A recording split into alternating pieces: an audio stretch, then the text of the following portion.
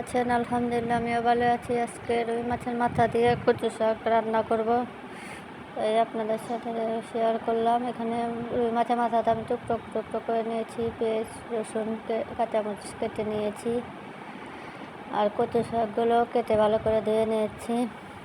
কড়াইয়ের মধ্যে তেল দিয়ে দিলাম পরিমাণ মতো। পেঁয়াজ কাটা, রসুন কাটা, কাঁচামরিচ এগুলো সব দিয়ে একটু নাড়াচাড়া করে ভাজা ভাজা করে নেব। তারপরে এখানে আমি হলুদের গুঁড়া, মরিচের গুঁড়া অল্প দিয়ে দেব। একটু পানি দিয়ে মশলাটা কষিয়ে নিলাম। কষিয়ে এর মধ্যে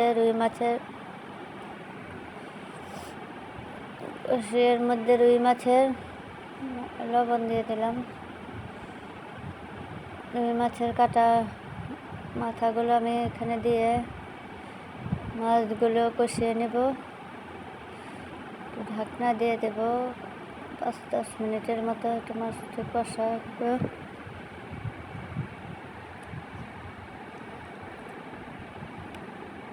একটু পানি দিয়ে দিলাম মাথাটা কষানোর জন্য।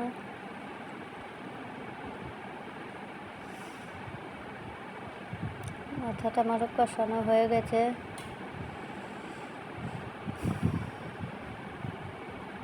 এর মধ্যে কচু শাকগুলো দিয়ে দেবো। এখন শাকগুলো দিয়ে ভালো করে লাড়াচাড়া করে মিশিয়ে আবার একটু ঢেকে দিতে হবে। ঢেকে দিয়ে কষিয়ে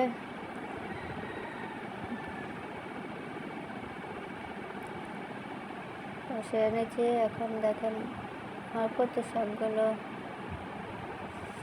প্রায় সিদ্ধ হয়ে গেছে। কচু শাকগুলো রান্না হয়ে গেল।